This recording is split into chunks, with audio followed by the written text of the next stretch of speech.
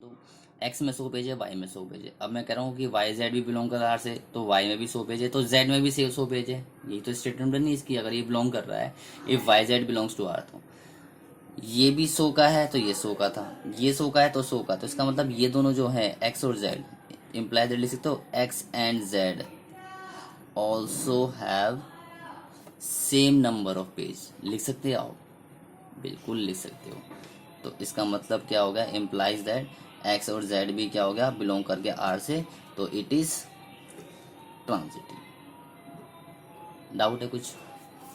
Very good. चलिए 7 question भी आपका कंप्लीट हो गया। ठीक है जी, नेक्स्ट क्वेश्चन करते हैं। 8 क्वेश्चन। अच्छा, इसके अंदर 7 क्वेश्चन में एक चीज पूछी थी कि इज एन इक्विवेलेंस रिलेशन, इसने सिमेट्रिक रिफ्लेक्सिव के लिए नहीं पूछा था, इन्होंने ही पूछा था कि इक्विवेलेंस रिलेशन है, जो मैंने आपको बोला था इस पॉइंट बताऊंगा। तो इक्विवेलेंस रिलेशन होता क्या है बेटा? इक्विवेलेंस रिलेशन वो होता है जो रिफ्लेक्सिव हो, सिमेट्रिक हो और आपका ट्रांजिटिव हो। ये तीनों हैं, ये तीनों हैं। If question is reflexive, symmetric as well as transitive, so it is function is, ये relation is equivalence relation.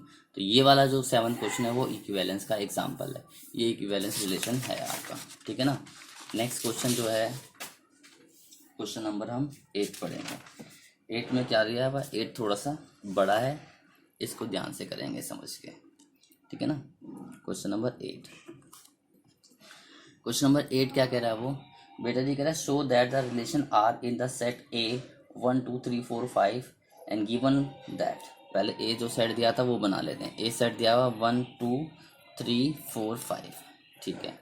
Relation दिया हुआ है A B such that A minus B mod में दिया हुआ है, ये इवन आ रहा है, ठीक है, इज इवन। कह रहा है एन इक्विवेलेंस रिलेशन पूछा है, ये इक्विवेलेंस रिलेशन है कि नहीं।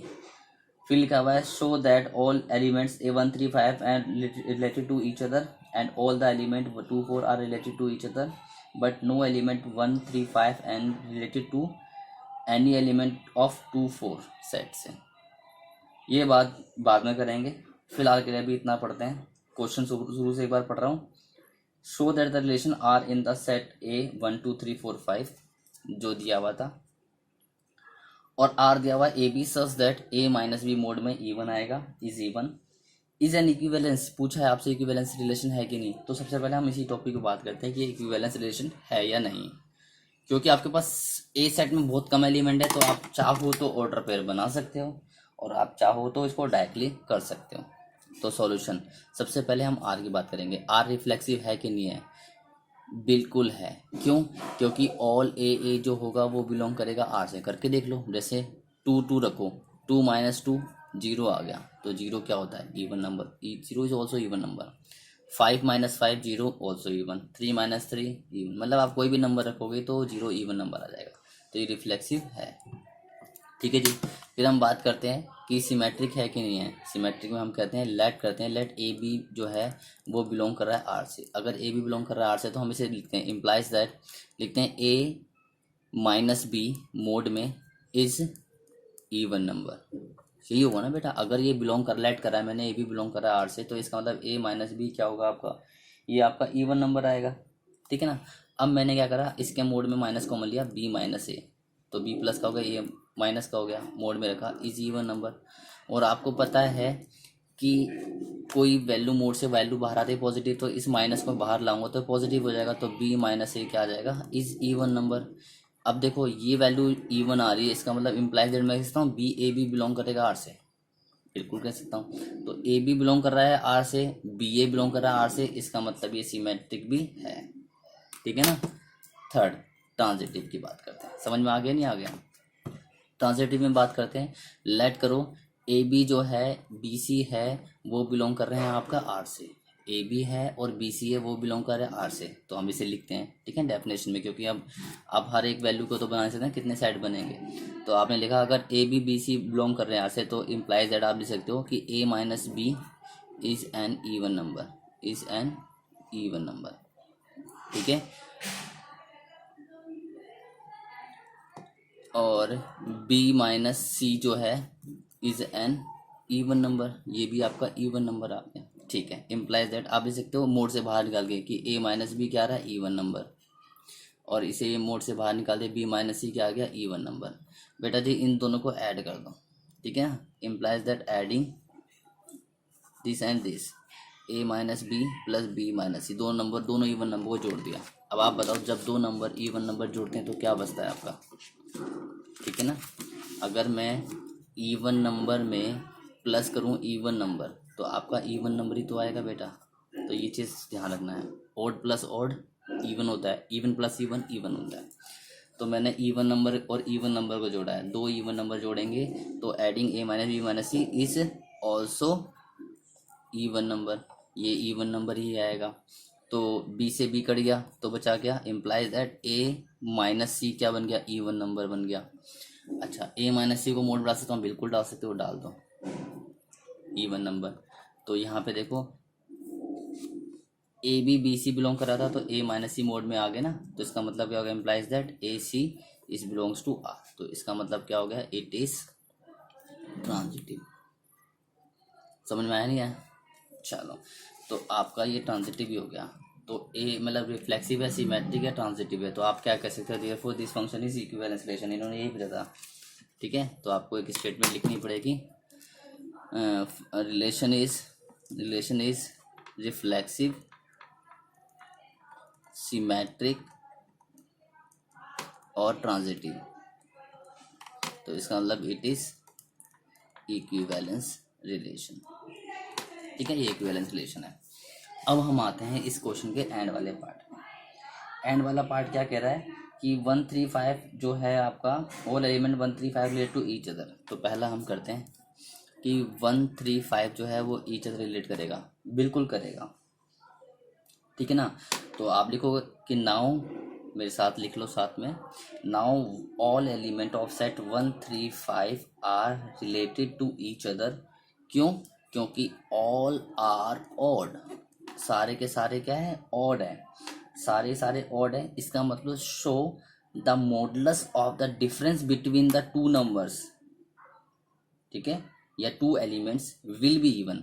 एग्जाम्पल 1 माइनस 3 करो आप मोड में, या 3 माइनस 1 करो, ठीक है, या 3 माइनस 5 करो, या 5 माइनस 3 करो, आप चेक करो ये सारे के सारे एलिमेंट बाहर आके क्या आ जाएंगे, इवन आएंगे, इसीलिए। ठीक है बेटा। दूसरा उसने क्या कहा था कि जो 2 4 है वो भी रिलेटेड करेगा, 2 4 रिलेटेड करेगा। क्यों, क्योंकि ऑल आर इवन, ये सारे number element all elements are क्या है, इवन है, ठीक है। यानी कि सिमिलरली यही वाली लैंग्वेज लिख लो, similarly all element of 2 4 are related to each other because all are even, even है, तो so the modulus of the difference between any two elements will be even, ठीक है ना। यानी कि 2 माइनस 4 कर लो या मोड में 4 माइनस 2 कर लो, ये आपका बेटा जी इवन ही आएगा, चाहे ये वाला नंबर हो चाहे ये वाला नंबर हो, दोनों ही केस में क्या होंगे, ये इवन होंगे। थर्ड नंबर उसने कहा है कि 135 जो है एंड जो आपका 2 4 है ये दोनों आपस में रिलेटेड नहीं करेंगे। क्यों नहीं करेंगे, क्योंकि आप लिखना है तो साथ में लिख लो कि also no element of set 135 can be related to any element of 2 4 as all element 135, ठीक है, आर ऑड, 135 क्या है हमारे ऑड है, एंड 2 4 क्या है, इवन है। So difference between their elements is also odd number, हमें तो इवन चाहिए था ना, यानी कि आप लिख सकते हो therefore their difference between elements is not a even, ये भी आप लिख सकते हो। यानी कि आप करके देखो ना, 1 माइनस 2 कर लो, इवन नहीं आएगा, 3 माइनस 5 कर लो, इवन नहीं आएगा, 3 माइनस 4 कर लो, इवन नहीं आएगा, ठीक है, 4 माइनस 5 कर लो, does not equal to even, ये आपका इवन नहीं बनेगा। समझ में आया नहीं आया, तो इसलिए ये हमारा क्या है कि 135 तो रिलेट करेगा, 2 4 करेगा, बट 135 रिलेट नहीं करेगा। तो क्वेश्चन नंबर 8 कंप्लीट हो गया आपका। समझ में आया नहीं आया।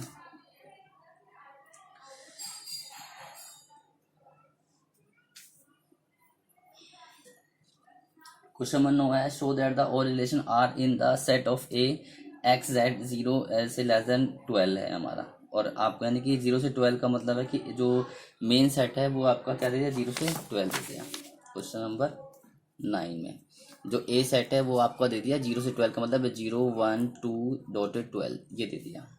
लिख के बताऊंगा क्वेश्चन, क्योंकि उन्होंने जो सेट बोला था ना ये वाला ए, वो क्या है आपका x belongs to z, z of integer हो गया, सच दैट 0 <= x <= 12। तो इसका मतलब क्या है 0 से लेकर 12 तक। तो मैंने इसलिए सेट ले लिया 0 1 2 3 12 12 तक हमने वैल्यूज ले लिया आपने, ठीक है ना। अब आपके इसमें दो क्वेश्चन दिया, given by relation A B जो है आपका such that a minus B जो होगा वो क्या आएगा आपका मल्टीपल ऑफ 4 आएगा, ठीक है ना, मल्टीपल ऑफ 4 आएगा। और दूसरा ए बी a=b, वो बात की बात है, पहले हम फर्स्ट वाला करते हैं। ए बी मल्टीपल 4 आएगा तो पहला जो है आपका, सबसे पहला क्या करोगे आप रिफ्लेक्सिव के लिए। रिफ्लेक्सिव में आप चेक करो कोई भी एलिमेंट 0 - 0 डालो, 1 - 1 2 - 2 4 - 4 5 - 5 6 - 6 कुछ भी 12 - 12 करोगे तो क्या आएगा आपका ऑल ए जो आएगा वो आर से बिलोंग, क्योंकि आंसर क्या आना है ए माइनस ए मोड में वो आएगा 0। 0 क्या होता है इज ऑल्सो मल्टीपल ऑफ 4। 0 कोई भी नंबर से मल्टीपल और डिवाइड हो सकता है। सेकंड है हमारा सिमेट्रिक के लिए। सिमेट्रिक क्या होता है बेटा जी, कि ए बी बिलोंग कर रहा है, बी ए बिलोंग कर रहा है, तो आपका सिमेट्रिक होगा, है कि नहीं है। तो आप यहाँ लाइट करो कि ए बी जो है वो बिलोंग कर रहा है आर से। अगर ए बी बिलोंग कर रहा है इसका मतलब क्या होगा कि ए माइनस बी का जो मोड है वो क्या होगा मल्टीपल ऑफ 4 होगा, ठीक है ना, सेम एज पीछे वाला जो आया था माइनस बी वाला, ठीक है ना। ए जो पीछे आपने कौन सा क्वेश्चन करा था यहाँ पर, पीछे करा था आपने,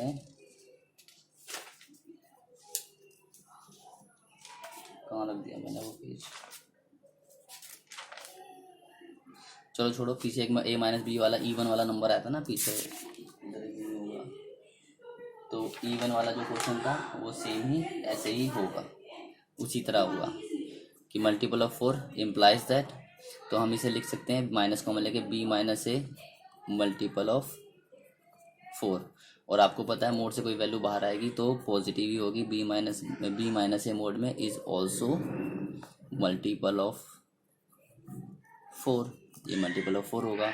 इम्प्लाइज दैट तो हम कह सकते हैं B A is also belongs to R, वो रिलेशन से बिलोंग करेगा। तो इसका मतलब क्या हो गया ये रिफ्लेक्सिव है कि सिमेट्रिक भी हो गया, ठीक है ना। अब रह गया आपका ट्रांजिटिव, तो ट्रांजिटिव चेक कर लेते हैं। तो ट्रांजिटिव में क्या होगा हमारा A minus B minus C belong करना चाहिए ना बेटा, A minus B and B minus C जो होगा वो बिलोंग करना चाहिए आर से, तो मैंने इसे लेट कर लिया। तो बेटा अगर implies that A minus B कर रहा है बिलोंग कर रहा है आर से, इसका मतलब क्या है ए माइनस बी जो होगा मोड में इज मल्टीपल ऑफ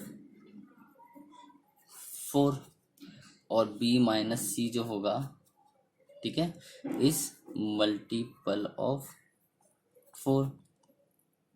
डाउट है कुछ? अब इसे ब्रैकेट से बाहर निकाल लो, implies that A minus B is multiple of 4 और b minus C is multiple of 4। और ऐड कर दो दोनों को, एडिंग किस किस को, a माइनस बी को और b minus B, a minus B और b माइनस सी को ऐड करोगे, a minus B plus b minus C, b से b कट गया तो a माइनस सी आ गया, a minus C is also multiple of 4। कैसे बेटा जी, कोई भी नंबर लो मल्टीपल ऑफ 4, जैसे मैंने कहा था ए माइनस सी मल्टीपल 4 है, मान लो कोई भी नंबर 8 ले लिया, मल्टीपल 4 है, b माइनस सी मल्टीपल 4 था, b माइनस सी मान लो 12 आ रहा है। अब इन दोनों को ऐड करो, 8 और 12 कितना आ गया 20 आ जाएगा, इन दोनों का जो सम है वो क्या आ जाएगा 20 आ गया, तो 20 इज ऑल्सो मल्टीपल ऑफ 4। तो इसका मतलब हम ऐसे लिख सकते हैं ना ए माइनस बी माइनस सी, तो ए माइनस सी ऑल्सो मल्टीपल 4, तो हम इसे डालते हैं इम्प्लाइज दैट कि ए माइनस बी मोड में इज ऑल्सो, मोड में डालो कोई फर्क थोड़ी पड़ेगा, मल्टीपल ऑफ 4। तो इसका मतलब क्या हो गया A minus B A B sorry A C जो होगा वो बिलोंग करेगा आर से, तो इसका मतलब इट इज ट्रांजिटिव, ये आपका ट्रांजिटिव भी होगा। समझ में आया नहीं आया? ठीक है। Question number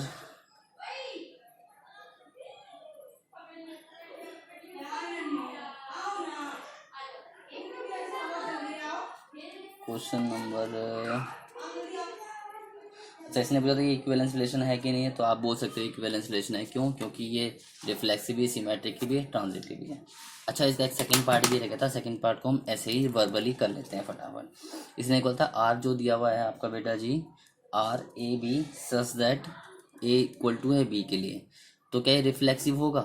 A equal to be बिल्कुल होगा भाई। सेट हमारा क्या था? सेट हमारा 1 से लेकर 12 था भाई। 1 equal to 1, 2 equal to 2, 3 equal to 3, 4 equal to 4, यानी कि रिफ्लेक्सिव होगा, सिमेट्रिक होगा। 1 अगर 2 रखता हूँ, 1 और 2 ही बराबर नहीं होते बेटा। 1 और क्या 2 बराबर है? 1 और 2 बराबर है, 2 1 बराबर है, यानी कि ए बी जो है वो बिलोंग नहीं कर रहा आर से, तो बी ए भी बिलोंग नहीं करेगा आर से, तो ये वाला नहीं होगा। समझ में आ रही है? थर्ड, ट्रांजिटिव की बात करें तो ट्रांजिटिव में क्या A B B C belong करेगा आर से? ये भी नहीं करेगा, तो ए सी कहाँ से करेगा? एग्जाम्पल ले लो अगर चाहिए कि 1 2 जो है और 2 3 वो बिलोंग कर रहा है आर से, ये कहाँ कर रहा है? 1 और 2 बराबर होते हैं क्या? 2 और 3 बराबर होते हैं? दोनों ही बराबर नहीं होते हैं, तो ट्रांजिटिव कहाँ से हुआ? जब ये नहीं होते हैं तो 1 और 3 भी कहाँ से बराबर बिलोंग करेंगे? यानी कि 1 और 3 बराबर नहीं होते हैं, तो इज नॉट ट्रांजिटिव, तो ये ट्रांजिटिव नहीं हुआ। तो यानी कि this function only reflexive function, ये आपका क्या है? सिर्फ रिफ्लेक्सिव फंक्शन है। ठीक है बच्चे, अब आपका रह गया 10th के कुछ पार्ट रह गए, उसके बाद क्वेश्चन खत्म। तो 10वीं के क्वेश्चन हैं वो हम नेक्स्ट क्लास में हम करेंगे। फिलहाल आज हम यहीं तक करते हैं, नेक्स्ट क्लास में हम 10th क्वेश्चन स्टार्ट करेंगे। कोशिश करेंगे ये वाला एक्सरसाइज ख़त्म कर लें, फिनिश कर लें। ठीक है, ओके बाय, थैंक यू। और बच्चों इस चैनल को सब्सक्राइब करें ताकि मैं जल्दी जल्दी और वीडियो बना सकूं और सारे आपको क्वेश्चंस के आंसर इजीली और आसान वे में आपको समझा सकूं। Thank you, bye, good night, Tata.